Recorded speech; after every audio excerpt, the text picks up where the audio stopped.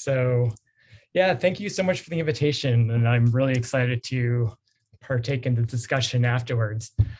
So yeah, I'm talking about the nitrogen cycle today, which I think is a really fascinating and super important part of the biogeochemical processing that's happening on the planet to really understand and really advance our conception of how the oceans work. All right, I'm actually going to start with volcanoes actually instead of the oceans, just to start us off. And I was kind of tickled because Julie talked about the Kilauea eruption in her talk this morning. This happened back in 2018. And I think this offers a really spectacular image of how important nitrogen is to the photosynthetic microbial communities that exist in the oceans. So what happened here is that in 2018, there was this massive eruption of Kilauea, and this happened on the Big Island, and you can see all this lava going into the sea off the coast of the Big Island on the southern side. And in this image here, you can see that on the left-hand side, the ocean has this kind of green sheen to it. And on the right-hand side, this is what the ocean typically looks like in the area. So it's a deep blue, very clear waters. This green sheen here is just a massive phytoplankton bloom. And my colleagues at the University of Hawaii, led by Sam Wilson, they took a ship out there and explored why this phytoplankton bloom happened. And what they discovered using looking at the isotopes of the nitrogen that were in the phytoplankton, it appeared that it was actually nitrogen that was causing these phytoplankton to grow. So as the lava went to the water, it was hot, it caused all this convection. So it mixed up this nitrogen-rich, deeper water up into the surface where it's sunlit, and then the phytoplankton could take advantage of this nitrogen source. So it really highlights that most of the phytoplankton across the world's oceans are limited by the availability of nitrogen to make proteins, DNA, RNA, just like we are. So we need some protein in our diet to grow. Same thing with microbes, and this is the one nutrient that across broad swaths of the ocean is limiting their growth. So getting into these phytoplankton, I know Julie talked about this a bit this morning in terms of just setting the stage about what's happening in the upper layers of the world's oceans. But really, it is the phytoplankton that are doing photosynthesis that are really forming the base of the food web in the oceans. So these cells will take energy from the sun, and they'll use it to split water and make oxygen that generates energy. They use that energy to fix carbon dioxide into sugars and other carbohydrates, and that allows these cells to grow. And then these cells can be eaten by zooplankton, and it just moves up the food chain to larger and larger organisms, up to these larger organisms like fish. And some of this matter, this organic matter, the CO2, will sink out of the euphotic zone and go down to the deeper waters. So these sinking particles and dead cells, as they kind of go down to the water column, they get eaten by other microbes that live in the mesopelagic and the bathypelagic down the very bottom. Now, just having carbon isn't quite enough to grow. The cells also, again, they need nitrogen, and this often is in very low amounts in much of the surface water. So it's really nitrogen, phosphorus, and iron that are the key nutrients that just aren't in enough supply. And there's pockets of the ocean where phosphorus or iron are limiting, but in much of the oligotrophic ocean, it's nitrogen that is the key nutrient. And this nitrogen in the surface water is typically recycled. So in much of the ocean, it's stratified. So you have the surface waters that are mixed by winds and other physical features. And then deeper down, it's stratified. So you can think of it like a really fancy cocktail where you have different liquors and you can kind of like layer them. And then the top is a bit more mixed. But basically, in the surface water, you have metabolism by these larger organisms, and they basically leak nitrogen back into the environment. And then you also have the viruses. So these cell phytoplankton get infections just like we do. The viruses turn these into virus factories, the cells explode and then leak these nutrients back out into the ocean. And that just makes this cycle of regenerated nitrogen sources like ammonium that are quickly taken up again by these nitrogen-hungry phytoplankton.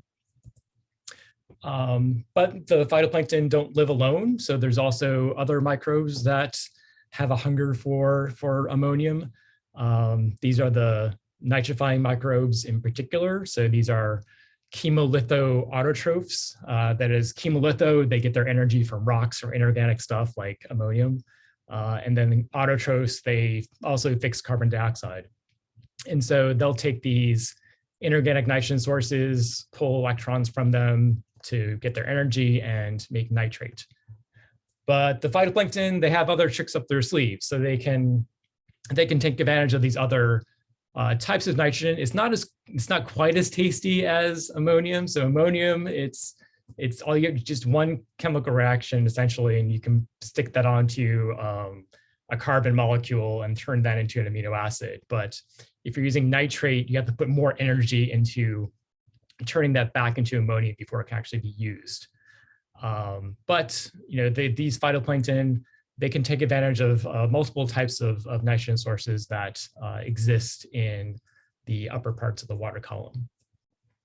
So deeper down, now we're talking like in the mesopelagic, so if you get into like 500 meters, 1,000 meters or more. So this sinking particulate matter is what we call remineralization. So it's basically just think of it just like cellular metabolism, and it's these organic nitrogen compounds are transformed back into their inorganic constituents like ammonium. And then nitrifiers live down there as well, so they'll convert that to nitrate. Nitrate actually builds up in the deeper parts of the water column. It's an oxidized planet, and these oxidized inorganic nitrogen sources are quite stable. And through upwelling events, this is deep water mixing. This can happen seasonally. It's basically water cools into the surface. It can drop down, and you get this mixing of the deeper water up into the surface water. Essentially the same thing that happened during that Kilauea eruption. But this actually happens throughout the year, either winter mixing where you get deeper down and it's bringing it back up, or even intermittent pulses of nitrate coming up into the surface waters. And these phytoplankton, again, they're starved of nitrogen to grow. And this injection of nitrogen into these surface waters can cause these phytoplankton to, we call, bloom, and they'll grow, taking advantage of that new nitrogen source. And this is really important for fisheries, for instance. Like Stellweg and Bank is a good example. So there's lots of mixing that brings up nutrients from the deeper waters, which makes it a fantastic feeding ground for whales and for fisheries. And then also these growing phytoplankton, they'll export more particulate matter down to the deeper water. So this is how some carbon gets down into the deeper parts of the ocean. And this, that forms a biological pump there. So this is just basically the sinking particulate matter going down to the deep sea. Now, so you have the nitrogen coming up as like a new source of nitrogen that's fueling phytoplankton growth, but really ultimately it's the nitrogen gas in the atmosphere that's the ultimate source of nitrogen to these phytoplankton. And there's numerous groups of microbes that, primarily, just as far as we know right now, bacteria or prokaryotes that are able to fix nitrogen gas into ammonium. So it's a very energy intensive process, but that's basically how you get the nitrogen in the atmosphere into usable forms of nitrogen that can support the growth of the phytoplankton, also fueling, helping the food web in terms of larger organisms and allowing them to grow, as well as exporting more particulate matter down into the deep sea. So, but also these nitrogen fixation processes that are bringing in nitrogen from the atmosphere, and these are done by diverse groups of microorganisms like the trichodesmium, cyanobacteria. There's unique symbioses that enable cells to fix nitrogen, Crocosphera, other heterotrophic bacterial nitrogen fixers. But these processes are balanced by nitrogen loss processes. So in mainly low oxygen environments, and there's several really important ones across the global ocean, and these particularly happen in upwelling regions. So a big one is off the western coast of South America, where nutrients are fueling growth of phytoplankton. You get a lot of dissolved organic matter. Deeper down, the bacteria will consume that organic matter and take up oxygen and make these low oxygen environments where these other anaerobic processes take over. So you have denitrification, so cells are basically using nitrate instead of oxygen as an electron acceptor, and using this energy process to basically convert this nitrate back to nitrogen gas.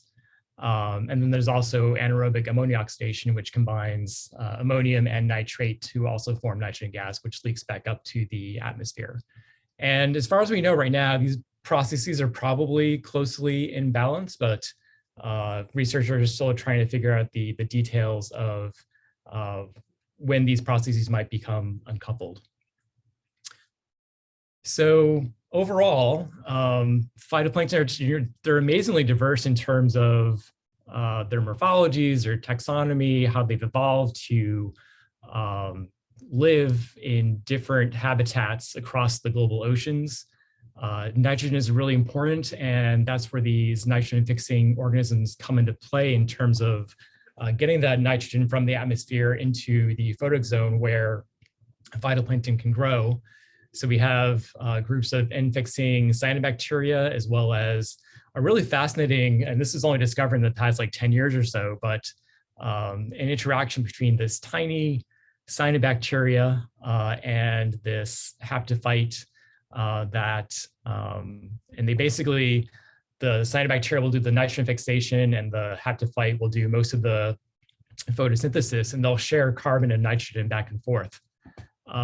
We have larger size classes of phytoplankton like diatoms and coccolithophores. And these cells will, we call them R strategists. That is, they grow really fast and they can take advantage of really high inputs of nitrogen and other nutrients. So they do this boom and bust cycle. So as soon as nitrogen comes into the system, they'll eat it all up, they'll make a massive bloom, and then they'll sink out of the euphotic zone. But the ones I study are these picocyanobacteria, Prochlorococcus and Synechococcus. These are found across the global ocean. Prochlorococcus is more restricted to the warmer waters, but it's just incredibly numerous. So there's a billion Prochlorococcus in the world's oceans, which is an astounding number. And these two combined, best estimates right now is they account for roughly 25% of the carbon fixation that's happening across the world's oceans. And I found these a really interesting system to study in terms of trying to understand how nitrogen impacts the growth of key photosynthetic bacteria in the world's oceans. So for the last part of the talk, I just want to discuss just the fascinating diversity of nitrogen utilization traits in this group of organisms in Prochlorococcus. And a lot of the work I do includes both genomics, and I use that for understanding the evolution of these cells, and also studying the physiology of these cells in both the lab and the field. So what we know right now is that there's an astounding number of genes, all with different functions, that can be found within this one group of cyanobacteria. And it's distributed across all these individual cells. So an individual cell of Prochlorococcus has about 2,000 genes or so. Around 1,000 of these are what we call core genes. So these are shared by all Prochlorococcus. But the rest are accessory genes, and these are found in some but not all cells. Contrasted that with what we know about our own genomes. So I think the best estimate right now is that the human genome has around 21,000 genes or so.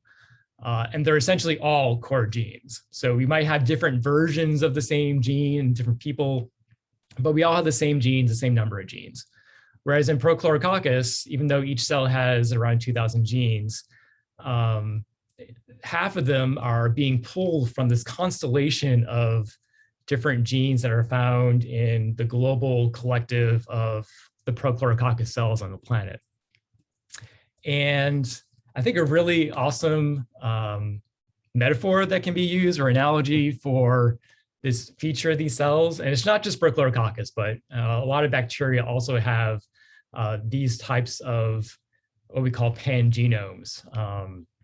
And you can think of this like, so Young brought this up in 2016 in a paper. You can think of these pangenomes as like a smartphone. So the core ones, the core genes in the smartphone, these are all the apps that they come preloaded. They're part of the operating system. You can't delete them. It's what makes your particular smartphone that particular smartphone, or at least like whether it's an iPhone or an Android or whatever.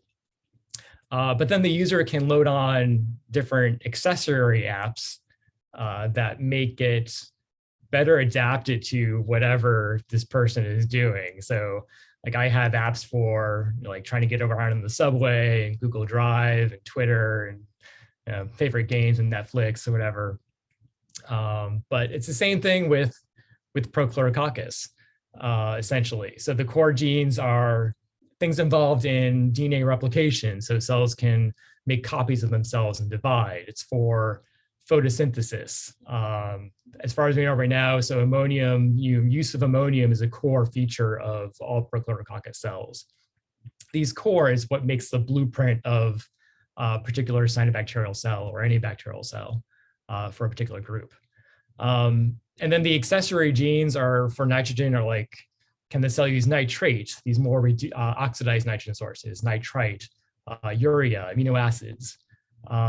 Cells have different features for accessing other nutrients, whether they use phosphonate, for instance. And then they're also able to have some very minimal immunity. So they can basically change cell surface proteins so they can evade different viruses. But I found this a really fascinating system to understand how nitrogen influences the assembly of microbial communities, and how microbial populations that like Prochlorococcus will assemble to take best advantage of the nitrogen sources that are available to them. And then just to finish off, I want to just give you a flavor of some of the work I'm currently doing. And it's really focused on exploring interactions that are mediated by different nitrogen sources. And so again, the individual cells of Prochlorococcus, they're incredibly flexible in terms of the different types of nitrogen they use, and their different physiologies in terms of how they process it. And what I know right now is that when you're in the euphotic zone, there's a group of Prochlorococcus that some of them can use nitrate as their nitrogen source, but not all. Some of these ones that use nitrate don't use all of it. They actually excrete some amount of nitrite that can be taken up by other Prochlorococcus that can only use nitrite, but not the nitrate. And I think that there's an interesting feature here in terms of interactions with these chemolytic autotrophic nitrifying microorganisms that are essentially doing the reverse reaction. So they're taking ammonium and they're using that for energy, whereas Prochlorococcus are taking the nitrate or ammonium or nitrite and using that to build biomass. So I'm studying this in the laboratory. So I'm growing different combinations of these cell types in bioreactors so I can see how they assemble in the lab. And then recently, and to prove that I have a mask on, so this did happen during the pandemic, but I was on a research cruise and basically incubating cells in bottles and trying to measure these different processes that might be happening in the field. I don't have all the data yet, but I'm getting there, still processing it. But yeah, so I hope that gives you some flavor of how important nitrogen is. I think it's a really fascinating, complex cycle. There's still so much to know, to learn about the nitrogen cycle. We're still discovering new organisms that are involved in processing nitrogen compounds in the surface waters of the ocean. And I think it's a key foundation just because it's often limiting the growth of the phytoplankton. And thus it has important linkages to the carbon cycle, for instance. So still way more to be learned. And I am done here. And great. Thank you, Paul. All right. So that was a really interesting talk. So thank you very much. So right now we have about 23 minutes or so for questions, discussion. So feel free to, if you have a question, you can just, take yourself off mute and, we're a small group here, so we can have a full discussion if you would like, or you can also write questions in the chat and then I will read those questions off to Paul. But feel free also, if you'd like to take your, put on your camera and ask a question, feel free to do that now. Is a plan to also have like a discussion on like how we integrate these into educational components? Exactly. Yep. Something to think about is how might you integrate the aspects of Paul's presentation into different types of teaching settings. So ideas that you all might have for how to bring it into classrooms or bring it into aquariums or different places that you guys are all teaching. Because I'm definitely fascinated in that. Like it's a bit out of my wheelhouse, but I'm really intrigued by how best to approach these topics in like different educational settings. All right. So I'll Hi, ask Robert. a question then. Yep. So first of all, thanks for the presentation. So I work at the New Bedford Whaling Museum, so you won't be surprised by my question. Obviously, there's been a fair amount of news and research and reporting in the last couple of years about the amount of nitrogen that whales add to the system or bring up from the depths while they're feeding. So I'm just curious how much of the data you've gathered over the past few years has changed, or has it changed at all based on this new research, or has it just the same amount of nitrogen being brought up from the depths by these whales? Well, let me go back a step and say the whales have to wait to come up to the surface to release their waste because they're not doing it when they're down deep. So I'm just curious how that, all that has factored into your research. Interesting question. So like my main focus is actually in the oligotrophic gyres. So I haven't really considered that much in terms of what's happening in these more productive regions where that might be happening. Yeah. And my last comment will be, I think the fact that there's been more talk about whales and whale poop adding to the nitrogen level at the surface has actually brought that aspect of the chemistry, giving it a little more publicity. So that's a good thing. Thank you. That's something I'll definitely dig into. Great, thank you, Robert. I see a question from Nikki, which this is actually a question that I kind of had on my mind too. So the nitrogen cycle is, I would say, much less familiar to most than the carbon cycle. So any ideas on how to make it less scary to students or to the public, you know, maybe more accessible to students and the public? I think it's definitely a very complex cycle. And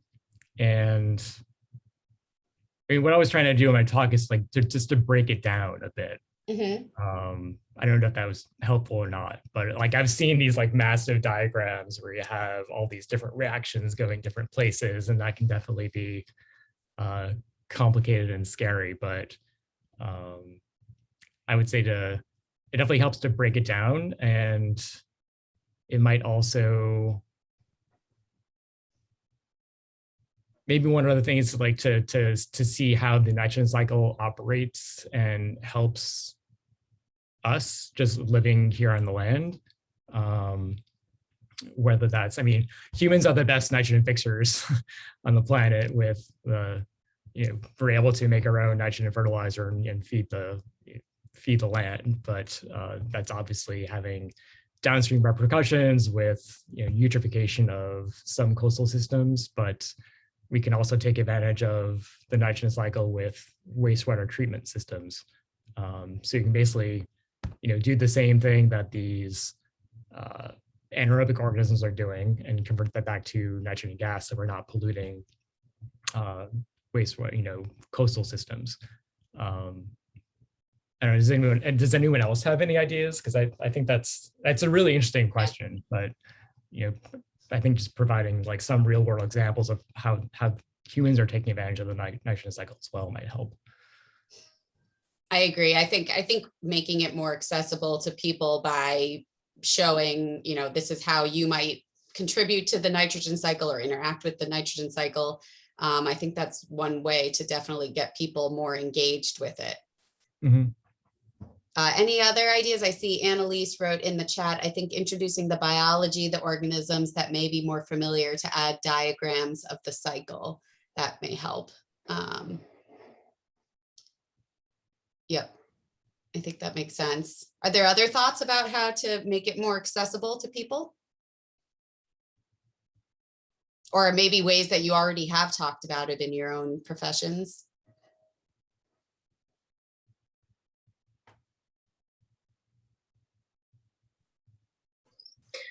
Hi. Hi.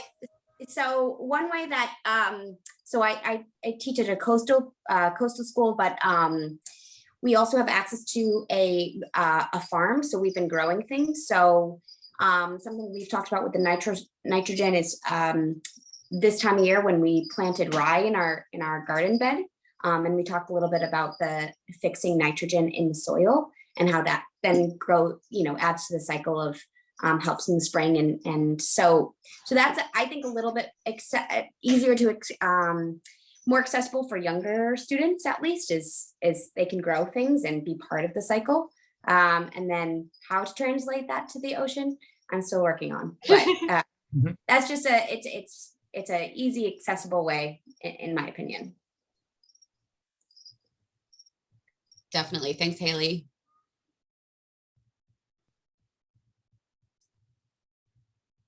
Are there other thoughts on how to bring it into the classroom or educational settings? Paul, did you have another thought? Yeah, I was thinking about actually aquariums, for instance. Like often the filters are designed so they take advantage of the nitrifiers to remove ammonium waste. So yep. I don't like even talking about that in the context, like if you're at the New England Aquarium or even a classroom, if you had the opportunity to have like just a fish aquarium growing, that might be an opportunity there. Definitely. All right, are there other questions? I see one. Christopher Emery said, do you have any suggestions for tying in nitrogen cycle and phytoplankton into climate change discussions with students? It's a good question. I mean, it's definitely I mean, the nitrogen cycle is, just because the phytoplankton are often limited by nitrogen as a nitrogen source, and the phytoplankton are the ones that are taking up carbon dioxide. But we still, I mean, there's still so much we don't know about how perturbations are going to affect the different biogeochemical cycles moving into the future. And that's where we're trying to do our best to build that, fill those knowledge gaps. But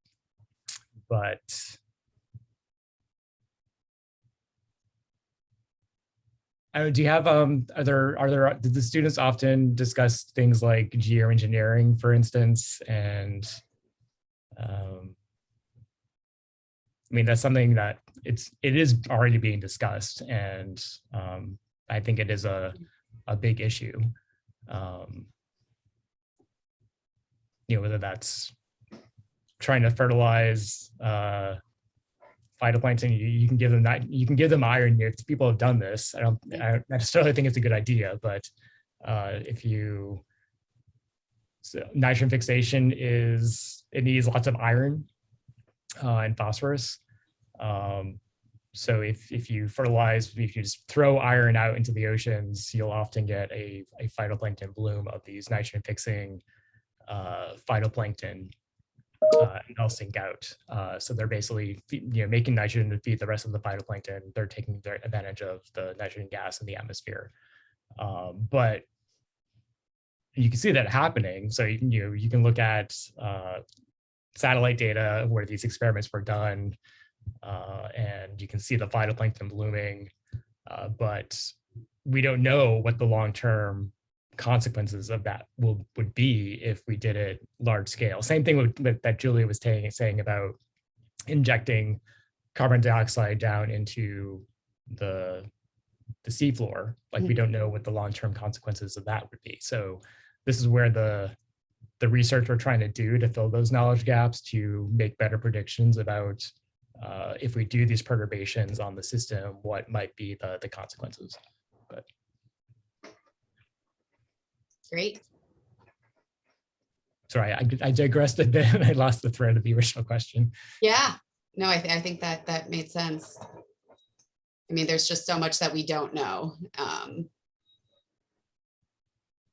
I have a question. What's one thing that you wish everyone would know about your research area, or your, what you're currently doing research on? Is there something that you think is really an important point to drive home to the public or to students? I would say that the diversity of microbes on the planet is just phenomenal. And whether you're talking about, and you can see that going back to Julie's talk, which I thought was a fantastic setup for mine, but the original in that phylogenetic tree diagram of showing, like, there's the eukaryotes, the eukarya that we are, which is like this tiny fraction of the overall life on the planet. Most of it is things you can't see, the bacteria and the archaea. And even like among those bacteria and archaea, there's a tremendous amount of diversity in terms of their metabolisms, where they live. They fill every single niche on the planet, as far as we can tell, that can be habitable.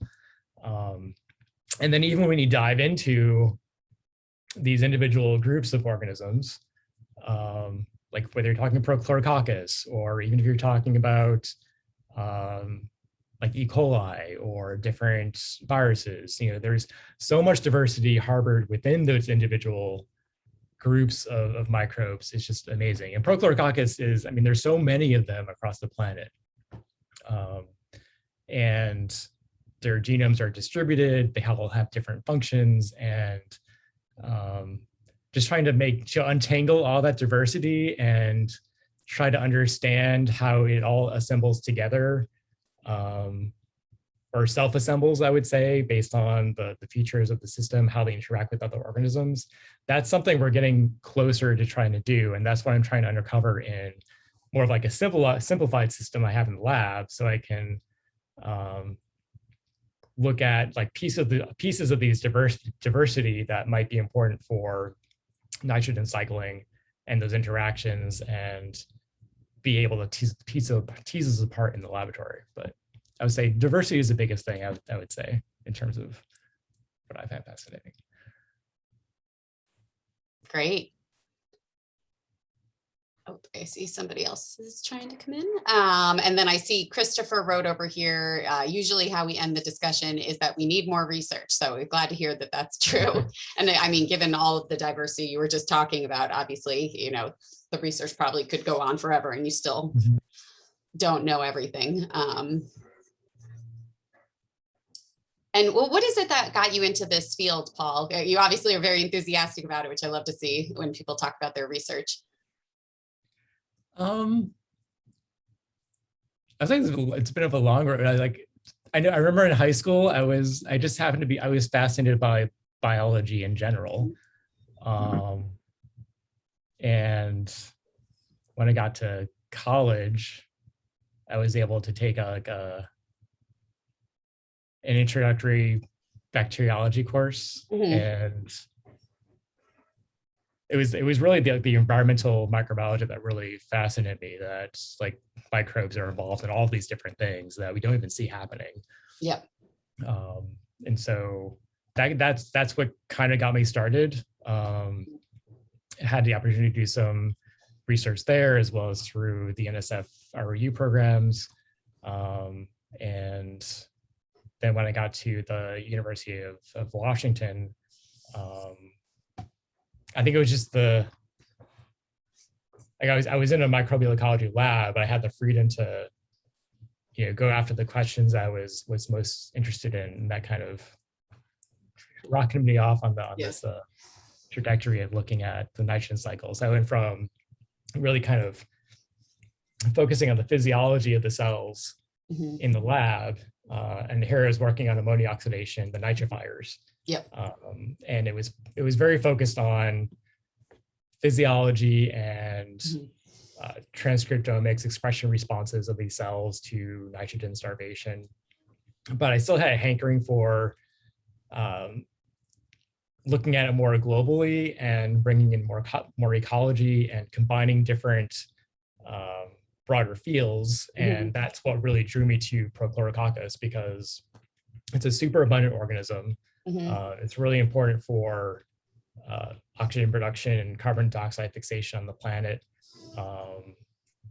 forms the base of the food web. So we can go out and study in the field, and the gradients are fairly tractable to deal with. So like light, temperature, nutrients are the key drivers for the growth of these cells. So we can go out, we can look at the diversity across those gradients in the field, but we can also grow them in the lab. We have all of these genomes. So there's like so many resources to get at those underlying questions about diversity and ecosystems and how things self-assemble and what kind of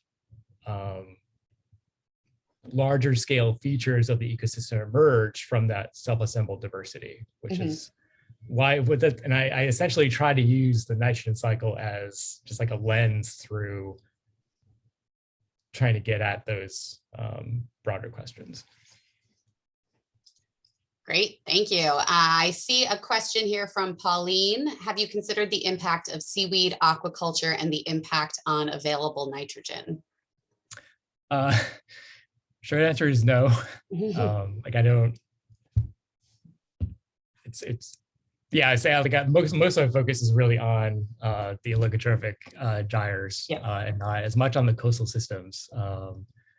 But I have been fascinated by more of this eco-sustainability farming that's been appearing in the news more recently. I would actually be interested in hearing your thoughts on that. Yeah, Pauline, I don't know if you want to share. Have you, do you work specifically with seaweed aquaculture, or you can write it in the chat or unmute yourself?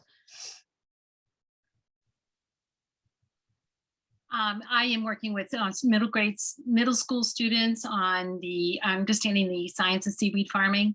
And so looking at the impact that it's having on the ocean and the fact that it does draw nitrogen out of the water. And so we talk about the benefits of plant life in the water, and we also talk about some of the things that they also take away from the water that's necessary for other life. So that's more where my question was coming from, is that it does, in many ways, will have a long-term effect on anything that's right in the ocean. So I was just wondering if you'd ever given any thought to it. Great, thanks for that background.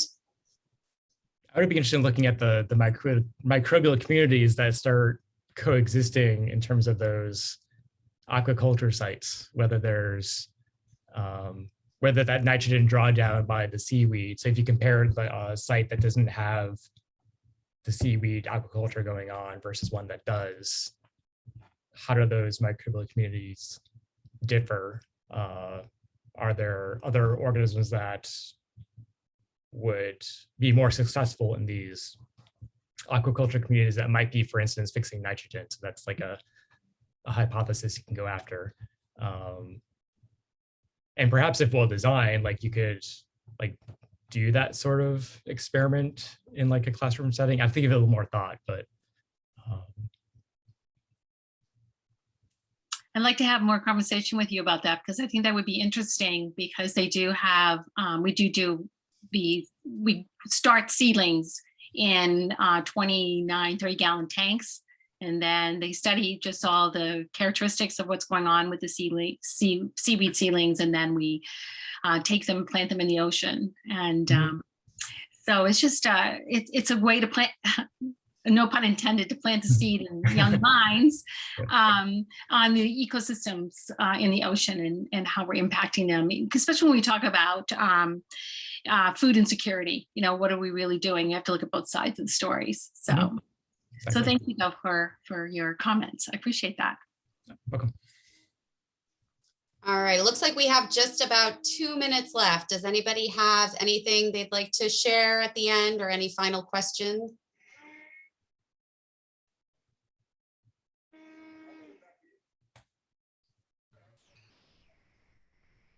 Hi, this is Carolina. Thank you, Paul, for your presentation. I wonder if, for anybody else, it's very difficult to communicate this contrasting difference between the excess of nutrient in the coastal ocean compared to the limitation of nutrients in the open ocean. And like how, I guess that we started by this question mostly, but I wonder if there's an easy way of explaining that, or why the open ocean doesn't have an effect of this excess of nutrient from the coast. I mean, if the production of fertilizer is about, I don't know, 2 or 3 times increase the amount of nitrogen in the earth compared to the natural cycle, so why is not affected by that, the open ocean? So I didn't quite get like the last part of the question, but in terms of like comparing and contrasting the coastal system versus the oligotrophic, maybe one good metaphor or analogy or be that like the open ocean it was really thought to be more of like a desert. So you can think of that as like a well-fertilized cropland versus a desert. And it was only in the past 30 to 40 years where we discovered that it's just full of these Prochlorococcus and Synechococcus cells. So there's like life there. It's just, you can't see it. So that's probably the analogy I would start with. And it's just the fact that the open ocean gyres are just so huge that even though there's less photosynthesis happening just because there are fewer cells, because the area is so big, it has a huge impact.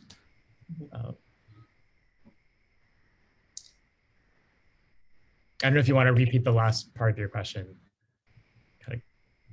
Yeah, no, I think what is amazing is that if we are putting so much nitrogen in by by production of fertilizers, Mhm. how, I mean, that's almost 3 times the amount of the natural cycle. So how can that part doesn't affect the open ocean? It's just like, I understand that there is a problem of scale, right? But it's just so amazing to that contrast, right? So that's my, As far as I understand, it's all being consumed at the coast, and that's where we see the problems, whether it's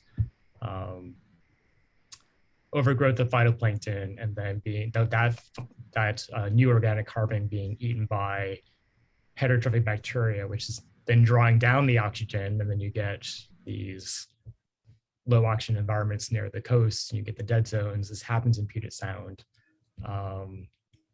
And the way we deal with that is to,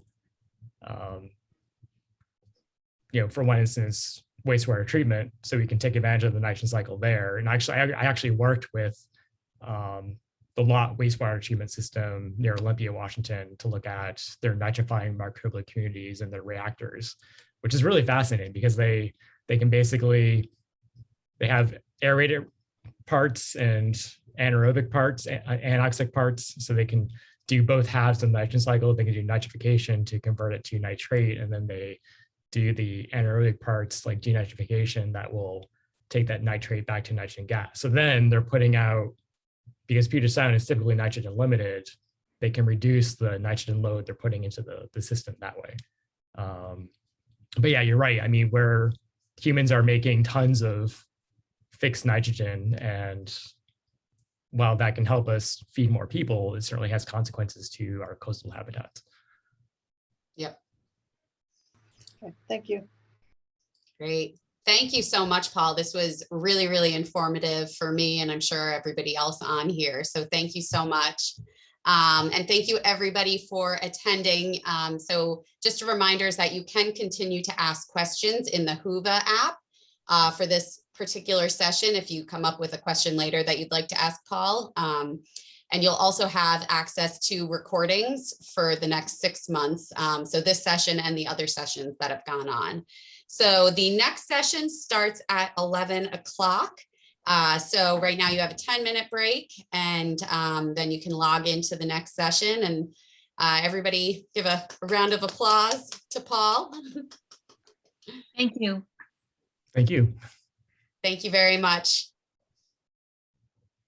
All right, thanks everyone.